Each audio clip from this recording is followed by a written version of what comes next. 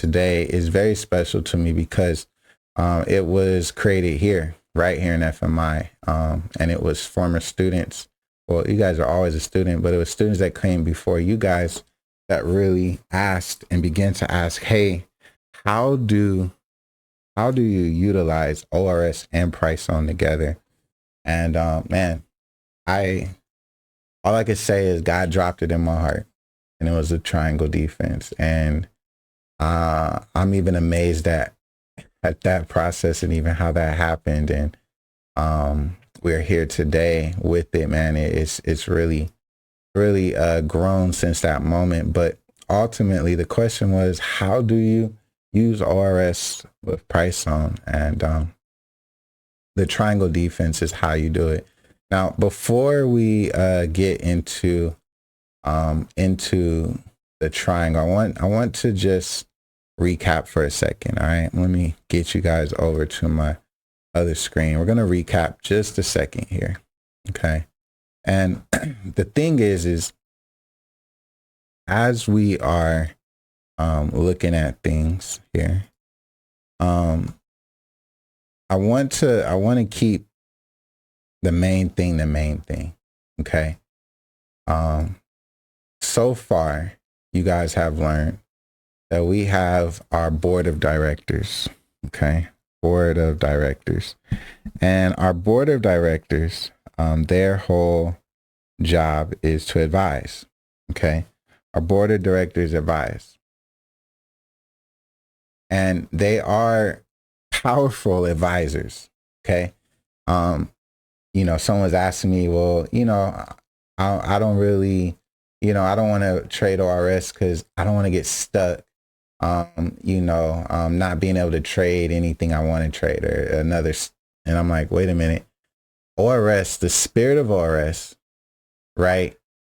There's not a winning strategy that doesn't at least come into a place, and I'll say a winning strategy long term that is not, they might not directly be thinking about these principles in our board of directors have, but they're involved, right? So you're like, oh, I like to trade. Some people are like, I like to trade liquidity concepts. Okay, well, what is that? Well, I like to make sure that the market, stops everybody out, and then they go. I was like, oh, okay. So you're waiting for them to go. That's what we do. We want to see them go, right? Oh, you're waiting for them to get stopped out. Okay, we do that too. Yeah, we just make sure that fake out, right? We ask our board of director called Momentum, hey, does that agree, right, with everything they said? They say nope.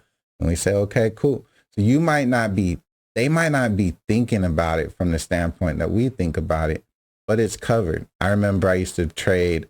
There was a popular strategy when I first came into the market, and it's all over the internet. They even have ads and stuff that pop up all the time. And I'm not gonna distract you with the name, but I will say the whole idea was they would have a particular time of day, and they would set a stop order right here, and they set a stop order right here, and they're gonna buy or they're gonna sell, and they're just looking for the market to pick one, right? Which side are you gonna pick, right? That was their whole strategy. It's like a coin flip, to be honest. And they say, oh, we won today. Oh man, we lost today, right? Or you have the moment where it does a fake out and does that and activates them both. And so you lose one here, you win one here, or you have the situation where it does this and then this, and now they both are in there, and you're just consolidating. You'd have all these days, and it was cool. But I remember one day when I said, I wonder if I could utilize this concept, but do it with the board of directors. So instead of having two sides that I'm open to, what if, because of my board of directors, I pick one side? So what do you guys say? Oh, we're saying sell. All right, cool. So here comes the time of day, boom, and we're going to sell, right? Everything shifted. So even when that particular strategy was being utilized, board of directors would help us out, right? some of you guys like to trade double bottoms, right? Double tops. Those double bottoms or double tops, it's going to be the same scenario, right? Double bottom is a reversal pattern. And ultimately, what's the key? A successful double bottom or a successful double top is going to have to agree with our board of advisors, right? Board of directors. We're going to consult with the volume. What also is happening? The trend direction is changing, right? The strength is changing. So the T, the M, the S are still in there. You might not be thinking about it that way, but there you go, right? But what happens when your favorite pattern fails? Well, typically what happens is the board of directors did not agree, right? Here's the point. The point is I honestly do not care what strategy you utilize, right? My hope is that there's a value that I can that I hope you see in trading with confluence. Okay, trading with confluence. And yes, you can have different confluences, but I'm going to tell you, trading with the trend, understanding the structure of the market, trading with the acknowledgement that volume matters, right? That volume is like us looking behind the scenes. And when that volume is in agreement, right, we go. When that volume disagrees, we don't, right? That volume matters. Price alone is not enough. Or I should say price alone cannot compete with someone that looks at price and volume. They can't compete. You get someone that's good at price, you get someone that's good at price and volume, the volume guy is going to get them. Because if you're looking at price, yes, you're going to get pretty far because you're looking at price, and price is telling a big part of the story, right? Price is connected to market structure. But when you bring in the volume with the price, right, now it's very hard to get faked out, right? You really have to go against the board of directors. The majority of my losses come in because I break rules, not really because I'm just taking my approach doesn't work. No, the cool thing about this is it is flexible. It works in consolidations, works in high time frames, low time frames, right?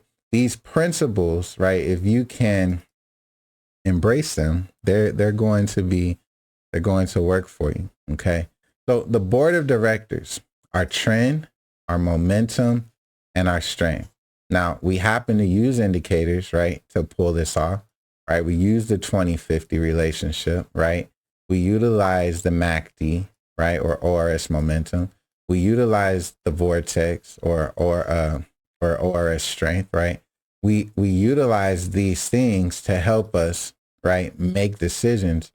But ultimately, right, it's the principle that we have here, the T, the M, and the S. Okay. Now, once the board of directors tell us the direction, because ultimately they're telling us direction, which way should we be looking? Should we be buying or selling? There is still, right, a method, an approach that must be honored in order for you to really have success. And it's very simple. I want everybody in the chat to write this down. I cannot forget to buy low and to sell high. Write that in the chat. I cannot forget to buy low and sell high. Okay. This right here is probably one of the for you guys that have maybe been trading ORS for a while, right? And your results have not been where you see they should be. You're usually violating this principle. Okay. This is the principle that you're usually violating. And I will I want you to be honest, like in the chat, right? Do you get caught more times than you should selling low or buying high, right? You're just like, You're selling low, buying high, right? Just let me know in the chat, right? Be honest, right? This is one of the things. How do we end up with this? Well, it's FOMO. It's FOMO. It really is. It's FOMO, fear of missing out. It's also impatience, right? We're being impatient. We know exactly what we should be doing, but there's something about it. It's impatience, right? There's lack of discipline, right? All these different things. You guys know I'm not here to come down on anybody. I'm just reminding us, right, of what happens to me too, right? You get caught in that place of, this is good enough. We settle, right? We settle for something less than what it is that we know to do. This is usually the culprit. We're selling low and we're buying high, right? Market's been moving for a while. We're like, well, I think it could get a little bit lower. Okay, so I'm gonna get in. Now the market does that on us. And you got the perfect entry in the wrong direction, right? Perfect entry in the wrong direction. Happens all the time, right? Selling low and buying high. But no. We cannot forget to buy low and sell high. This is the principle here, okay? So when we look at the chart, okay, when we look at the chart, one of the things that we will see is that the market, right, it makes lows, it makes highs, so it has like this pattern. As we talked about how the market moves, right? And so a part of what we do is we allow the market to go first, right? So we don't try to predict the top. We don't try to predict the bottom, right? We let them make their decision. And as they make their decision, that is how we come to the party. So when they make their decision, what happens? TMS, right? Our TMS is going to kick in. Trend, momentum, strength is going to tell us, yep, we're going down, Chuck. We're going down. Okay, brace yourself, right? We're going down. Get ready. Okay. Oh, we're going up, right? We're going up, right? We find out what direction we're going to go, right? And then here's the key. Here's the key.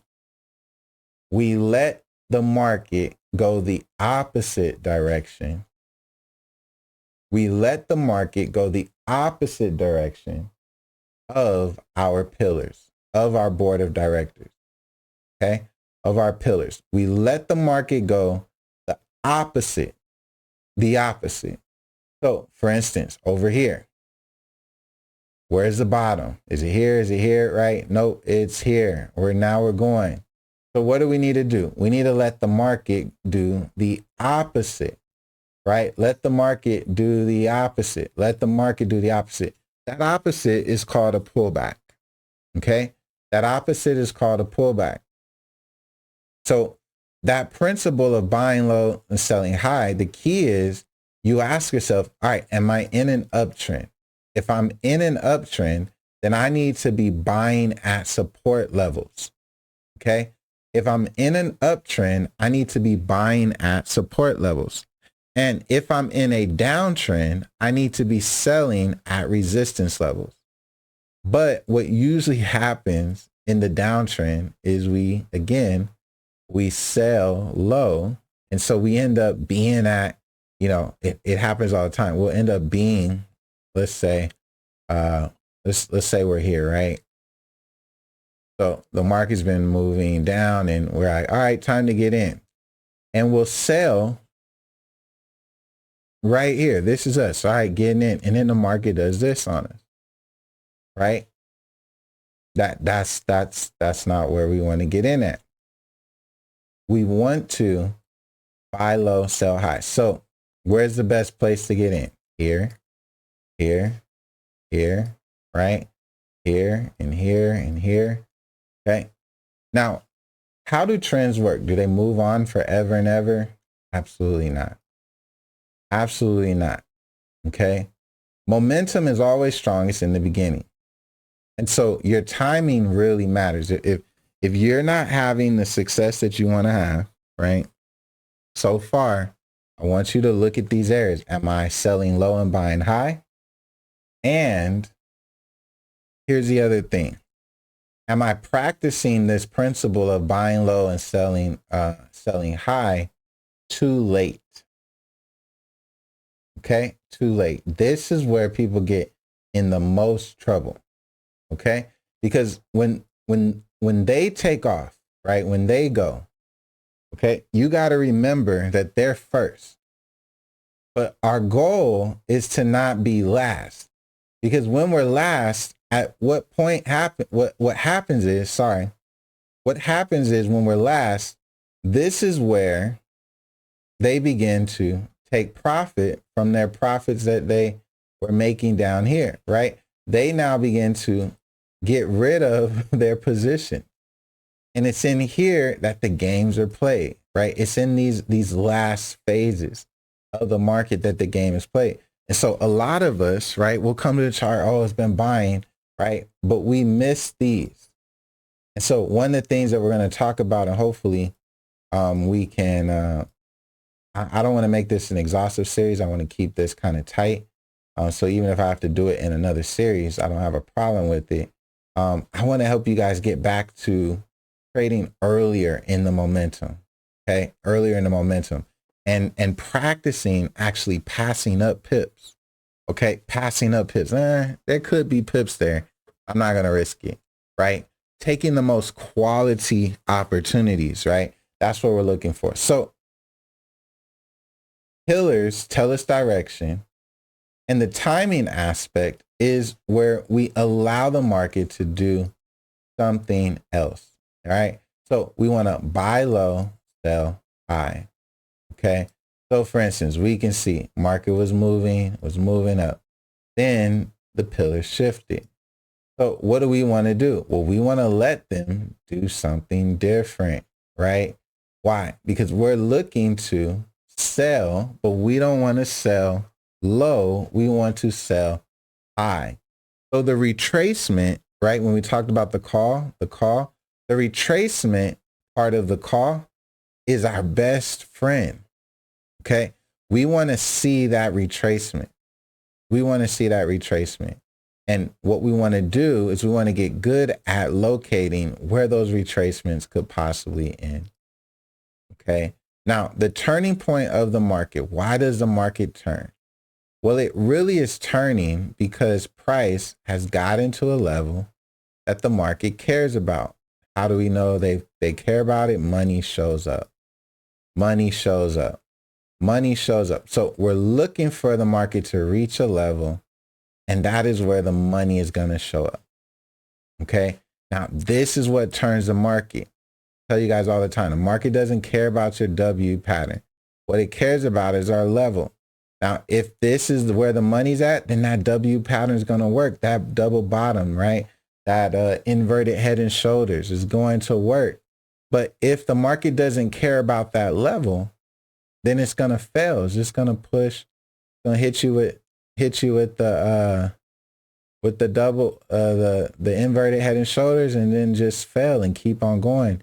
And then it's going to find the level that it cares about, right? And that's how the market works. So it's all about understanding the levels that it cares about. Now, you may have heard about support and resistance, okay? But what I want to do is I want to introduce a different term to some, reintroduce to others, right? The term supply and demand, okay? Supply and demand. And what is supply and demand? Is it the same as support and resistance, right? Well, I will say yes and no. Okay? Yes and no. And there, I'm going to emphasize the yes because I'm going to agree with those that say yes. And then I'm going to tell you why I say the no part. Okay? So the yes and the no. Well, what is supply? Well, supply essentially is an area of resistance.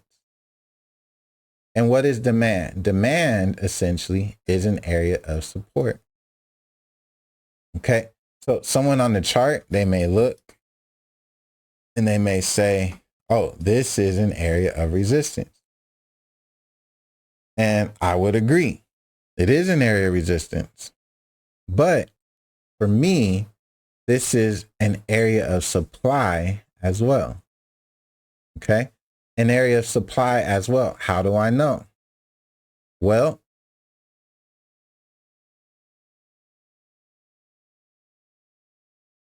the difference for me between supply and demand, support and resistance, where I put that at. Sorry, when you write all over the screen, you forget sometimes where everything is. Let's go higher. We'll find it. There we go. The difference between support and resistance and supply and demand is this. Okay. Well, support resistance for me are going to be those turning points in the market. Okay, so the market's gonna go and it's gonna turn, right? That could be a support level. Okay. But is it a demand level?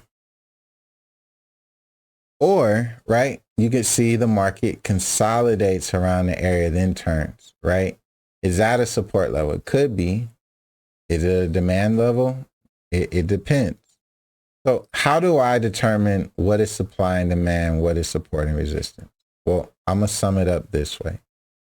Support and resistance for me is areas that essentially becomes like a traffic jam. Okay. Traffic jam. And what do I mean by a traffic jam? Well, price will go there and a lot of times you'll see it kind of slow down, right? It can turn it around. You ever run into a jam, you're like, let me turn and go the other way, right? That can happen. Okay. And yeah, but just basic support and resistance, it's like that.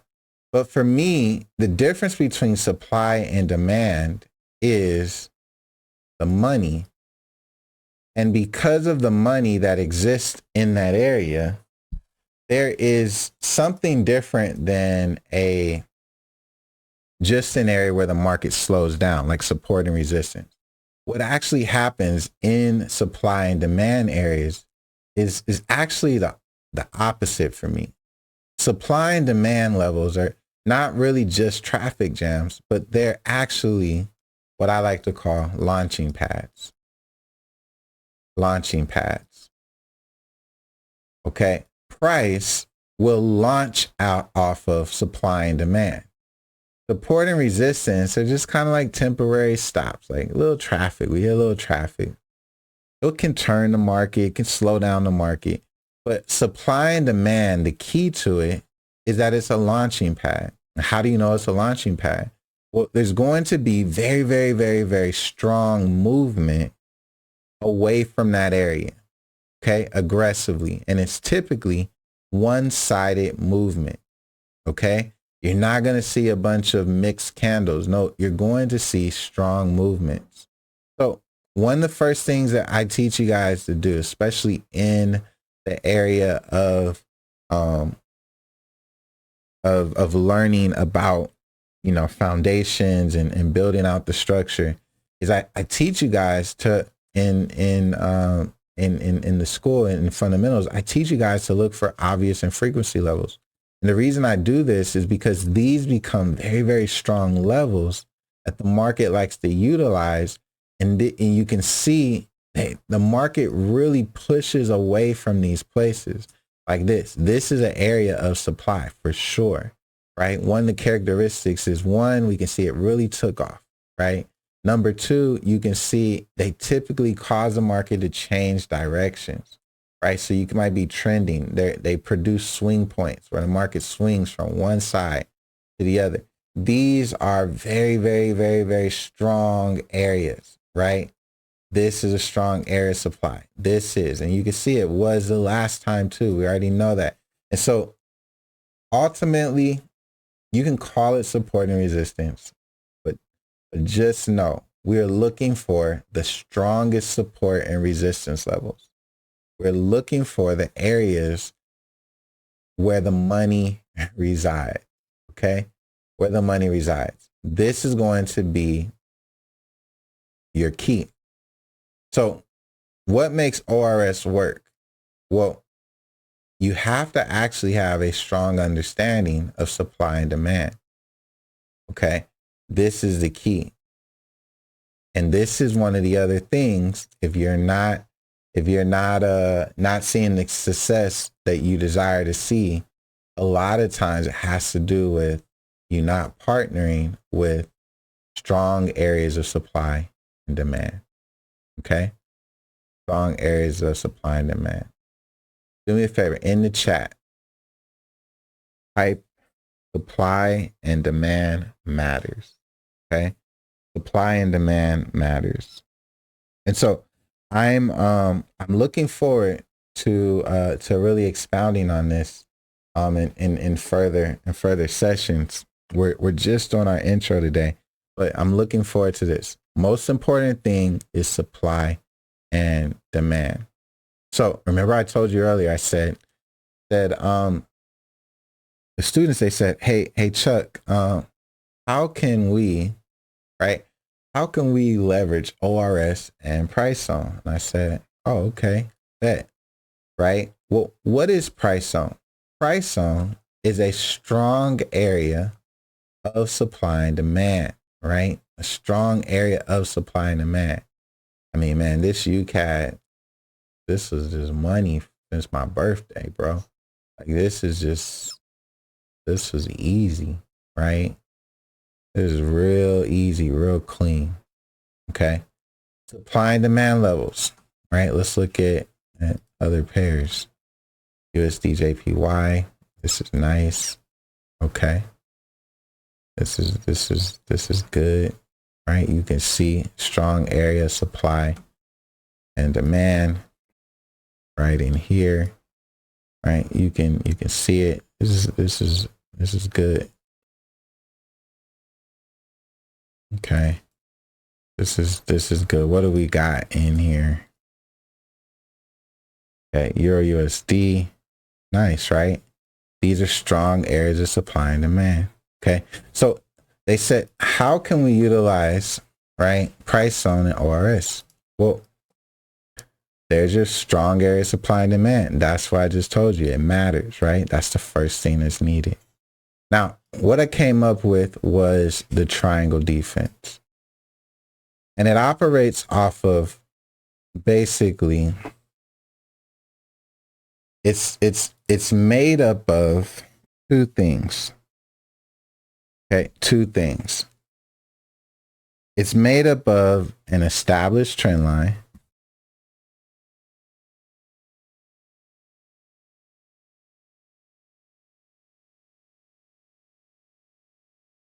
Okay. And sorry, there's actually an order of operation. A strong area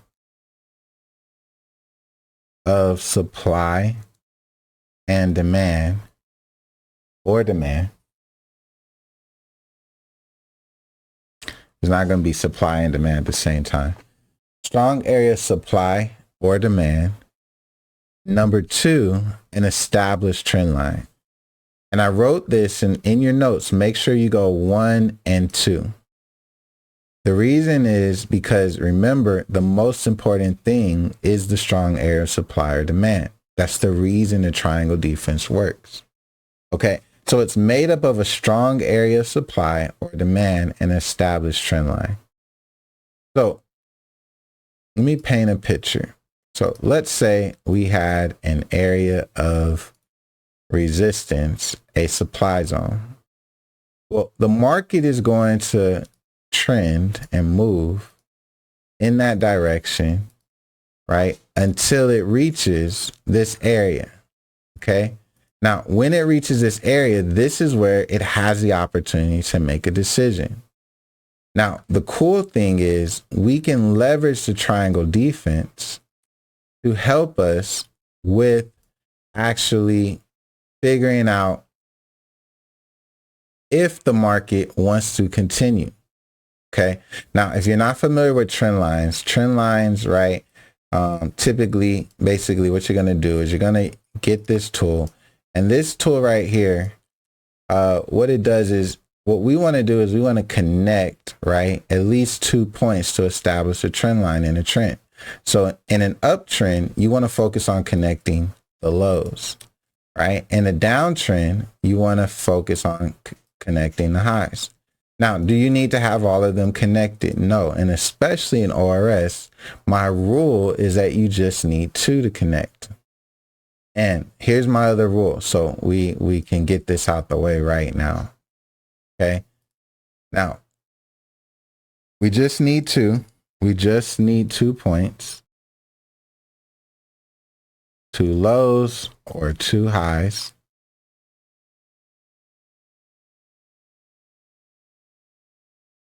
But here's the thing. Okay. We will observe all of our lows, or we will observe all of our highs. And here's the thing. We cannot cut off any low or any high.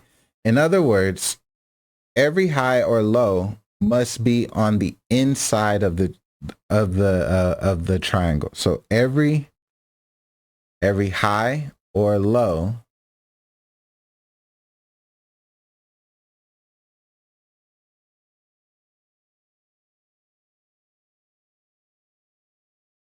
must be on the inside of the triangle. Okay?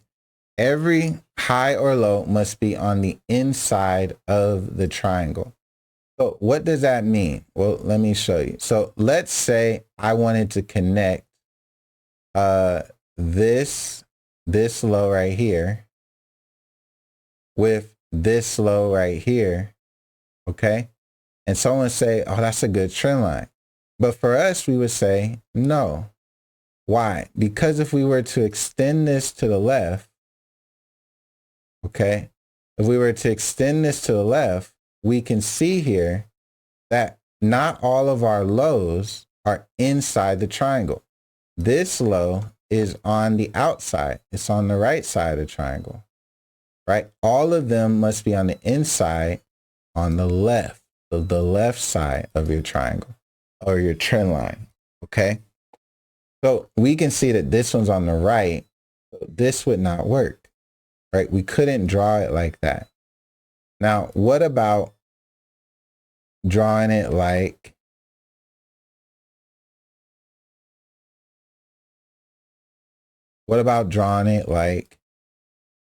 this and connecting these two? Well, we ask ourselves, is everything on the inside? Well, let's see. Let's check it out. I'm gonna extend the line to the left. This one is basically out and this one is still out. So no, that won't work. Okay. What if I connect this one right here and this one right here? Could this work? Well, let's see. All right, we're gonna extend it out like this. Nope, this wouldn't work with this because these two lows are on the outside. They need to be on the left, not the right. Right, so they're on the outside. So no, that wouldn't work either. So you can see we just need 2 lows or 2 highs, but the rule is that every high or low must be on the inside of the triangle. So this will tell you if you're drawing your triangle right. Now, the cool thing about ORS is ORS leverages principles and approaches that are time tested. Okay, these are true blue scenarios that are here. But here's the thing: the part that I love about the system is that it's objective, meaning 2 people, right, can be listening to this message right now, this lesson in class, right? I said message like I'm in church. 2 people could be listening to this lesson right now, right? And I could give you both the assignment. I could say, go on UJ right now, go to the 1 hour time frame. I want you to trap the current trend. And both of you, right, could go there, and as long as you understand the rules, you guys should come out with the same situation. right? As long as you understand the rules and you understand how it works, you guys are going to come out with the same situation. Trend lines can be, if you just told someone to go draw a trend line, right, on the 1 hour chart, that trend line might come back with all types of different things. But for us, right, this trend line is going to come back really basically one way or maybe two. Sometimes there's two options. But essentially, everybody's going to come back with the objectives met. And that's the point. So if you're like, man, I don't really know, because, you know, trend line drawing is like an art, right? So how do you take something that is an art that's kind of personal and, you know, how do you make that objective? Well, you have to have rules. And that's what I did. I created rules behind it. So no, this won't work. We can't draw it like this. We can't connect these 2 points because that would not work. Okay. So what else could we do? How about I connect this one? How about I connect this one? Okay. How are we doing here? Well, it looks like this low is good. This is on the left. This is on the left. And this is on the left. All right. Check. Check. We just need 2. And each one, right, must be on the left side. Okay. So the triangle defense is made up of a strong area of supply or demand, right, and established trend line. And so this is our triangle. Now, here's the thing. Why is it a triangle, Chuck? Well,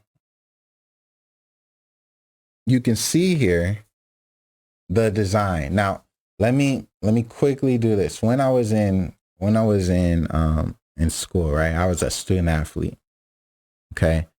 And I did track and I did basketball. And one of the things about basketball, right? I was on a team that we were pretty good actually. We won our league, right? Went deep into the playoffs, 1 game away from the state tournament, right? We Division 1, like we were there, right? I was one of the team captains, all-star in the city, right? Scholarship offers, like, I mean, that was me, right? Before I started to sit in a chair and trade, okay? Long time ago. Now, right? I remember this because we were a team that we had talent, but we did not have height. And because we didn't have height, our coach would always have us doing full court presses or traps. And one of the things that would happen, here's half court, and you know, here's down here, and you got this over here, and this, and you got the basket, right? And so we would have this little scenario here where he would have us trap, right? So maybe a person with the ball would be here, right? And what would happen is a trap is basically when you take multiple defenders and you send them toward the person with the ball. So you can see here, the person with the ball has 2 people guarding him. And our coach would say, all right, go ahead and trap him. But if we ever did this, he would yell at us, and practice would not be fun the next day because he would say, hey, don't trap unless you have 3 defenders, right? He would yell at us, right? Our coach, he's old school, right? He definitely was old school. Today, he would not do very well with this generation of student, right? He really started to retire. Like he was like, yeah, I can't do it with these parents. Like he was one of them old school coaches. Really great guy, but old school, right? Turned us into warriors out there for real, men. We grew up with boys and men around him. But he'd yell, and in practice would be terrible the next day, right? Because of this mistake. Why? Because there's only 2 defenders. So someone would say, okay, well, let's take the guy down here and let's bring him down here, right? So now you have 3 defenders. That's what the logical thing would be, right? You would take one of the other players and bring him down there. But what would be the problem? Well, the other team has 5 people, right? So if you take one of the guys, right, that's down here guarding these guys and you send them down there, then what happens? You leave, you leave, uh, you leave basically, you leave this side with 3 people that are open, right? That's not going to work, right? It's just that's all this person has to do is somehow get the pass down here to one of his guys, and that's it. So that's not what my coach meant. He didn't mean that we had to send someone there. He said, no, if you're going to trap, make sure you have 3 defenders. And so what we would do is we would do this. Now, what happens here? Well, he's put us in a corner.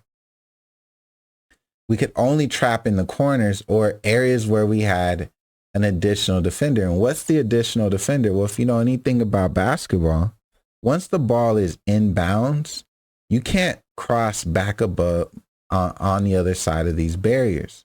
This being the sideline, this being the baseline. So you're not able to cross. And so what happens is this becomes a barrier for them, creating your teammates, right? So what I did here is I said, okay, you know, in Forex, I can take this principle and I can create, instead of the triangle, because the Chicago Bulls used to have the triangle offense. But what I'm doing is the triangle defense, where we're going to make sure that we have at least three defenders. So that's what we do with the triangle defense. We have 3 defenders. So who is our other defender? Well, what's one thing the market can never do? The market can never go to the left. That's a boundary. It's a built-in boundary. Okay. Market will never go to the left. So this creates our triangle. Okay. We have resistance here. Market can't go that way. We have resistance here. Market hopefully can't go this way. It's going to run into a wall. And then we have a boundary here, creating our triangle. Now, this part of the triangle is called the base. This part of the triangle is our height. It's the pass, right? And this part of the triangle is the hypotenuse, right? And so we have these 3 areas. And so what we're hoping is that the market's going to hit a wall and then come across that line, right? And then eventually come down. Remember, it can't go that way, so we're looking for it to go this way. It's like we squeeze the market into a trap. Now, this triangle right here becomes the centerpiece for the rest of our decisions. But this right here is a powerful tool that over the next couple sessions, I hope that I can help you guys unlock the power of this and really, really take things to the next level in your trading. Our triangle defense is used for analysis, and it is also used for entry. Okay, we're going to talk about that. Its primary goal is to be used for entry, to qualify our entries, and to really set us up. Okay, it really helps us utilize our board of directors in the best way possible. Okay, so I'm looking forward to that. And as we continue, this is just your introduction to the triangle defense.